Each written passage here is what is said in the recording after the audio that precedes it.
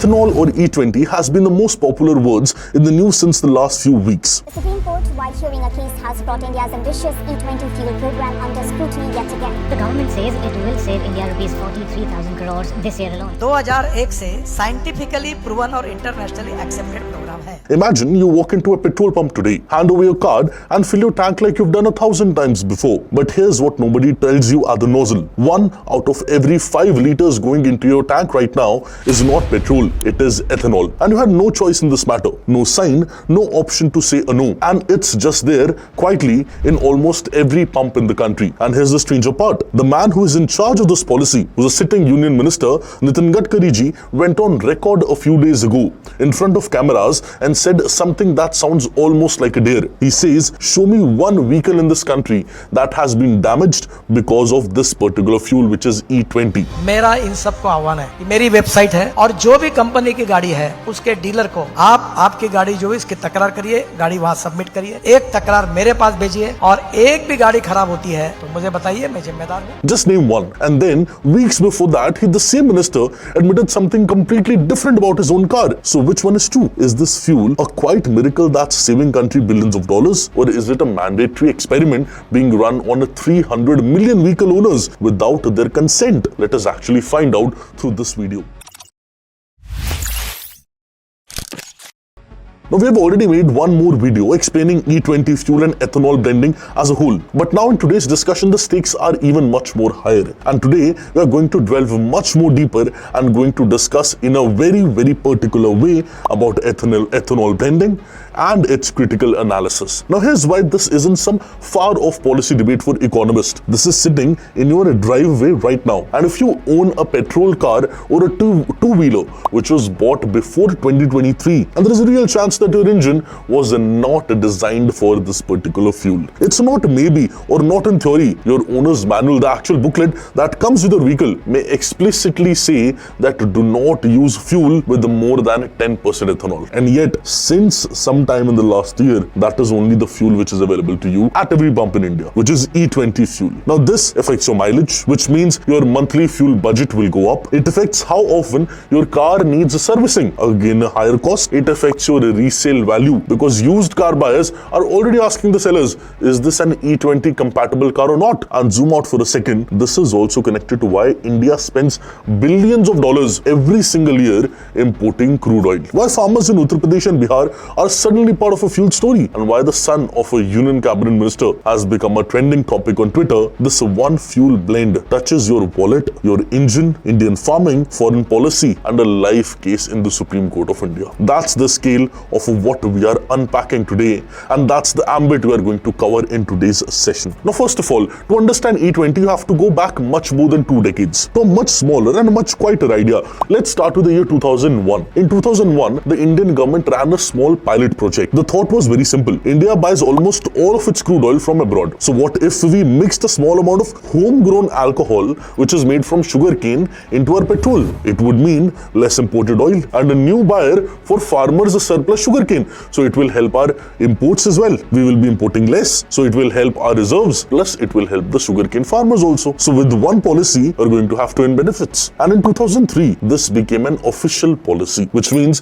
the ethanol-blended petrol program. It was with a modest target of 5% ethanol in petrol. And then for the next decade, almost nothing happened. And this is the part most people don't know. By 2013 and 2014, more than 10 years after the policy was announced, India's actual ethanol blending rate was stuck at around 1.5%. Sugar mills and oil companies couldn't agree on the prices. Supply chains, they did not exist. The ambitious 5% target from 2003 was basically dead on arrival for a decade. And then the story shifts gears. From 2014 onwards, the government treats this as a priority. So then what happens? Ethanol pricing gets fixed by the government itself. So mills know exactly what they'll be paid. The tax on ethanol, it gets slashed. And in 2018, we have a new policy, a national policy NPC, which is National Policy on Biofuels, which sets a fresh, much more bigger ambition, 20% ethanol blending, which is what we call as E20 by the year 2030. Except the target didn't survive either, not because it failed, but because it succeeded too fast. In 2020, the government's own economic committee looked at the pace of the progress and pulled the deadline forward from 2030 to 2025. And a year later, a detailed roadmap was published and the pilot for pure ethanol fuel began in Pune. Now in 2022,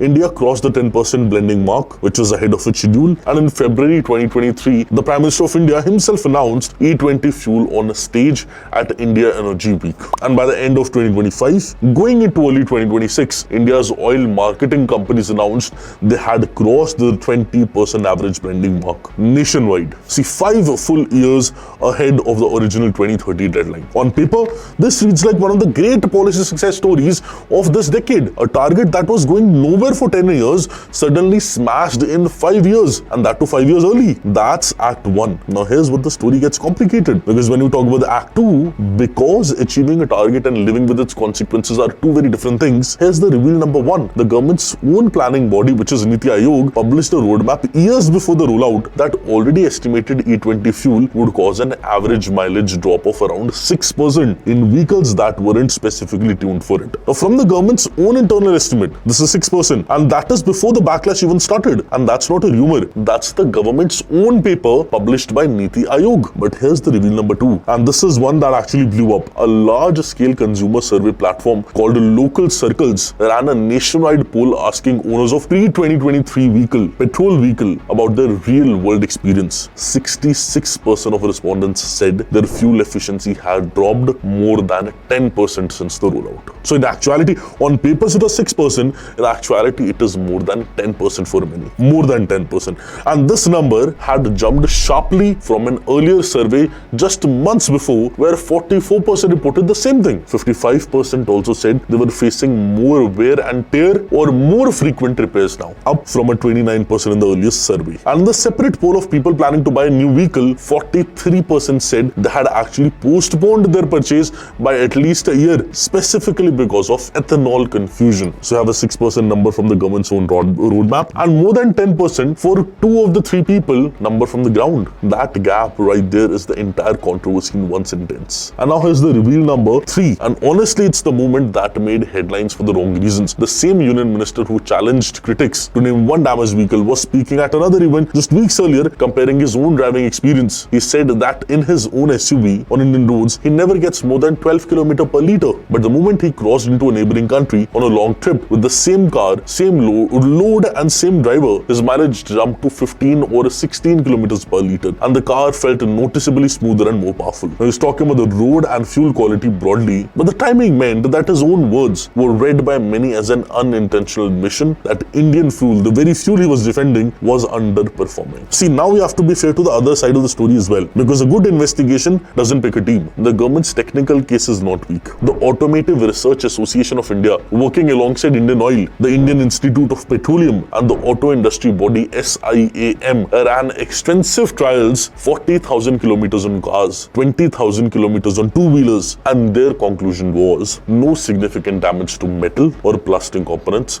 and any mileage change was, in their words, marginal. Maruti Suzuki's own corporate affairs team put out a specific number for a car that gives 20 kilometers per litre. The real drop is roughly 0.6 kilometers. That's about 3%, not 30. Hero MotoCorp said that their service data showed no higher damage rates on E20 fuel compared to older fuels. So both of these things are true at the same time. Laboratory trials on well-maintained modern vehicles show a small manageable dip. Real-world surveys across older mixed conditions vehicles across the country shows a much bigger, much more painful dip. Now the honest answer, it sits somewhere in that gap. Where you personally land in that gap, it depends entirely on how your car is, whether it was built after 2023, and how well it has been maintained. Now there is one more technical detail that rarely gets explained properly in many platforms. Ethanol simply carries less energy per litre than pure petrol, commonly cited as around 27% to 30% less. And that's basic chemistry, see, not conspiracy. It's a part of why some mileage loss is physically unavoidable. Blend or no blend, minister or no minister, on top of that,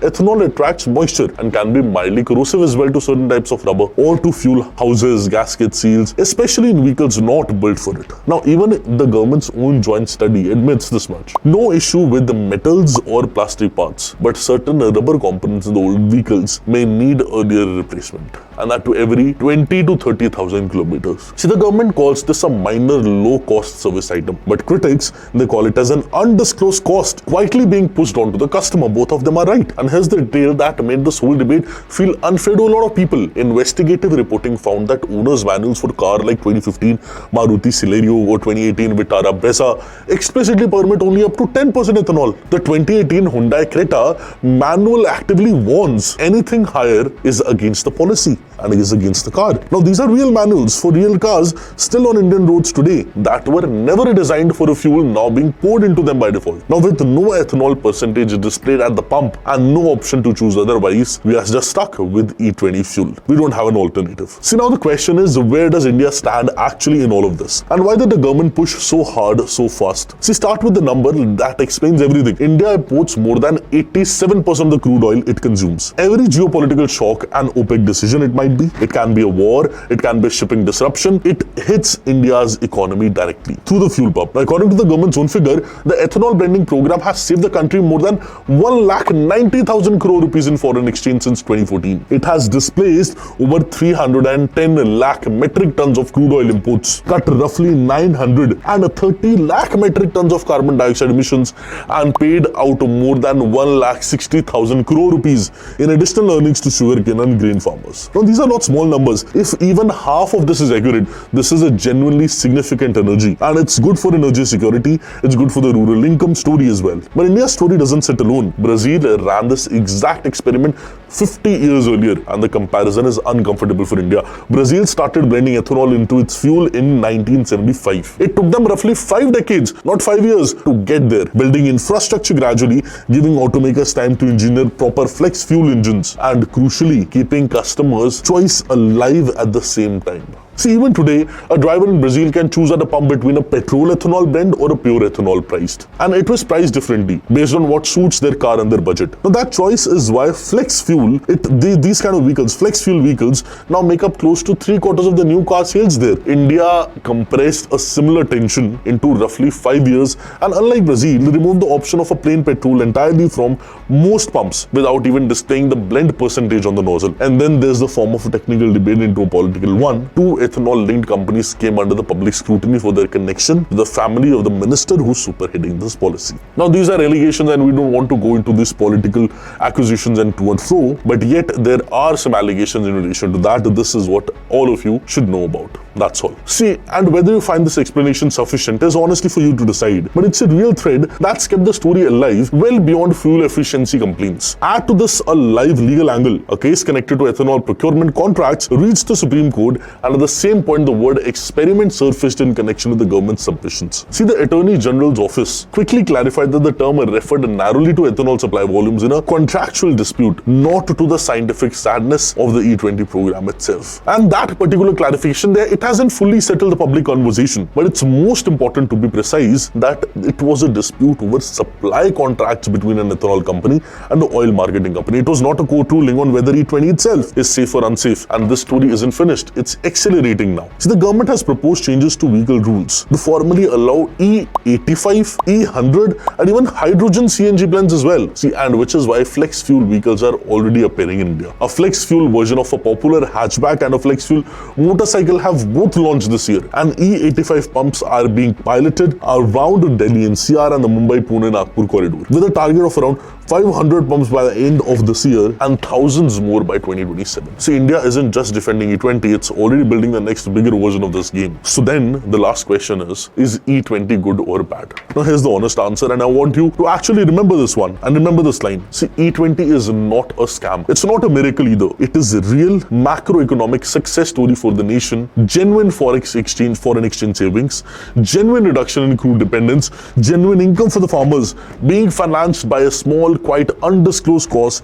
being paid by individual vehicle owners, especially those with older cars who never given the information or the choice to opt out. Now, that's the real story of E20. Not good policy versus bad policy. A policy that may be right in its direction, energy security and farmers' income are not fake goals, but wrong in its execution because it removed consumer choice, skipped transparent labeling, and rushed a 50-year global transition into just 5 years. Brazil proved to you that you can do this well. India chose speed over consultation, and now it's spending its political capital trying to convince 300 million vehicle owners that what they are personally experiencing in their own mileage isn't really happening. And if there's one sentence to take away from this video, it's that a national benefit funded by an individual's unconsented cost is not automatically a good policy, no matter how good the intentions behind it are. So here's the question I want you to sit with and actually answer in the comments. Not just scroll past. If a policy genuinely benefits the country as a whole, it saves the foreign exchange, it cuts emissions, it puts money into farmers' pockets, it's a very good, remarkable policy, but does so by quietly shifting a cost onto individual citizens who were never told, never asked, and never given a choice at the pump. Does that good outcome for the nation justify the absence of consent for individual, or does the democracy owe its citizens the right to at least know what they are paying for, even when the destination is the right one? Now drop your answer below, and if your car has an owner's manual capping ethanol at 10%, go check it right now and tell me in the comment section what it actually says. All the very best. Have a beautiful day. Thank you.